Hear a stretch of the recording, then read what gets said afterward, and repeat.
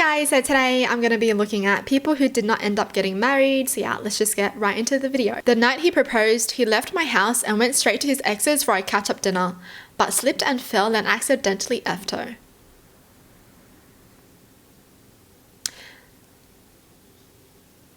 That's already weird, you know? Like, you propose to someone and on the same night you go to your ex's place to have dinner? Why aren't you having dinner with the person you proposed to? Yeah. Good thing they never got married. Jeez. Exes for a catch-up dinner. Catching up about what? Like, you know, like, not that I don't trust you, but like, out of respect for me, why are you still seeing her kind of thing? He wasn't participating in the wedding planning at all, and I realized he didn't actually want to get married. There was a lot of pressure from his family, and admittedly me as well. I just wanted a family and to be married, and hadn't really paid attention to his reluctance up until that point. It was 3 months before the wedding, and I sat down and reviewed our relationship. We were incompatible in several crucial points, even though we loved each other a lot. So I called off the wedding and ended it. And while we were both sad, we were also relieved. This was more than a decade ago, and whenever we run into each other, we catch up and there's no hard feelings at all. He's married and a father now, and I couldn't be happier for him. Oh, that's cute. Wait. This is the ex. Funny how I was like, why do you need to meet up with the ex? I mean, technically, they're not making plans to meet up. They just run into each other and they catch up, right? But seriously, that's cute. Damn. So he just didn't actually love her enough to marry her. It is good that she ended the relationship though, for sure. Because if a man is reluctant to marry you, he doesn't want you. What more can you say? Doesn't want you. Just move on. Don't force someone to be with you just because you want to complete your side of the story. He left me for a coworker he claimed for over a year was like a sister to him. They have a kid now. I have a better boyfriend. It's always that. It's always the coworker that they all tell you to not worry about. Don't worry about her. She's just like a sister to me. I mean, she's also my work wife, but you know, more like a sister. She moved home to Germany to care for a dying mother, and by dying mother, she meant some guy she met in Dubai. Ooh. Damn. Imagine using your mum's life to lie about this. You know, you're gonna lie about your mum dying just so you can cheat. That's terrible. We had like 6 miscarriages. At the end of the relationship, he said something to me like, it's just so hard. I look at your face and I feel like I see nothing but 6 dead babies. Can't really come back from that one. I mean, some people can. We couldn't. Holy. That's tough. Wow. Damn. I do feel bad for the both of them, but I feel bad for her the most. Because imagine the love of your life saying that to you, and it's not even your fault, right?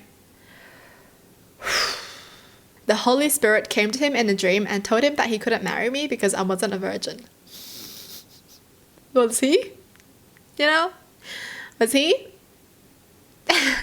What the hell is that kind of excuse? So I can't marry you because the Spirit told me that. You're just not pure enough for me.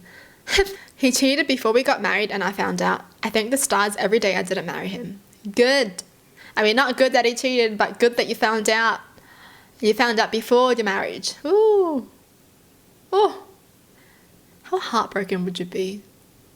Finding out someone cheated on you before you guys got married and you guys are already married for like a couple years or 10 years. And at that point, if they stop cheating, it's not like a quick decision of like, okay, I'm going to end it now. It's more like, well, it was the past. Do I forgive him or not? Because it's not happening anymore, but it happened. Oh my gosh. I would still just leave because every single day you're just going to have that in your mind now. Like, what is he doing? Is he cheating? Seriously, once you have trust issues, it drives you crazy.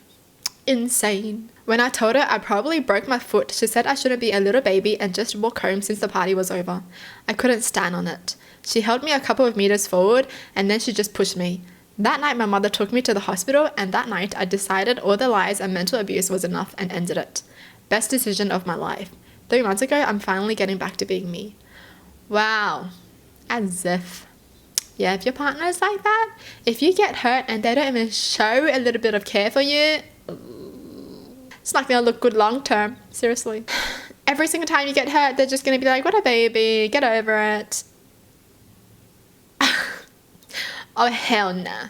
We graduated from kindergarten to grade 1. Biggest heartbreak of my life. Oh. Oh. Seriously, what happened to everyone that you agreed to marry when you were young? Let me know in the comments.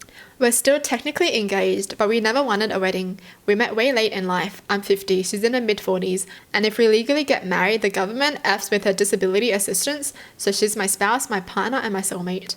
But we don't feel the need to get married, but I do have a living will just in case.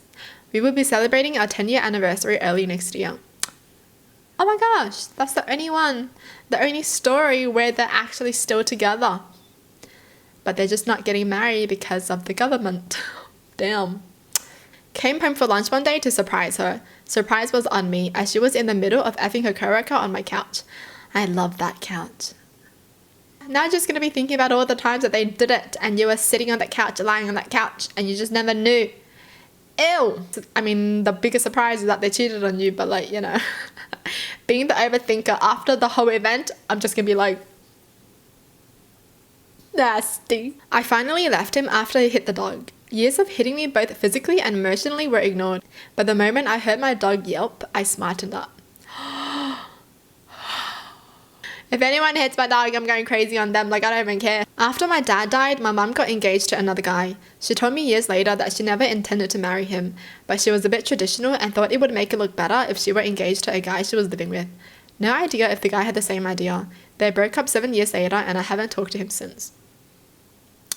Oh, so she just got engaged so people won't look at her weirdly? That's kind of sad, because that's mostly society's fault. They make people feel weird about certain things when it's just normal. I'm married to someone else now, but in 2016 I got engaged and pregnant. In that order, I had a miscarriage and he broke up with me about 5 minutes after I fainted from the blood loss at a family garden party. My family, not his, and that he told me to suck it up and go to during it. He started dating my cousin, who he met at the party about 6 weeks later. They're married now. What the hell are the family gatherings gonna be like? What is the cousin even thinking? You know, like the cousin really fell for him. Like you see someone treat your cousin like that, and you're like, oh my god, the man of my dreams. Hell no. I had a friend who was engaged. One day she had a fight with her fiance and drove from his house mad. On her way home, she ended up in a bad car accident. She tried to call him several times, wouldn't pick up. Her family tried, nothing. Her friends tried, nothing. His friends tried, nothing. His family tried, nothing. Dude was quite serious about giving her the silent treatment. Needless to say, she didn't think he handled that well and broke it off. I mean, even if you guys are mad at each other, you still gotta answer each other's calls. Like, I ain't risking anything. Like, what the hell is that immaturity? Oh, she's calling me now. I'm not gonna answer her call because I'm cool. I'm gonna show her that I don't care about her.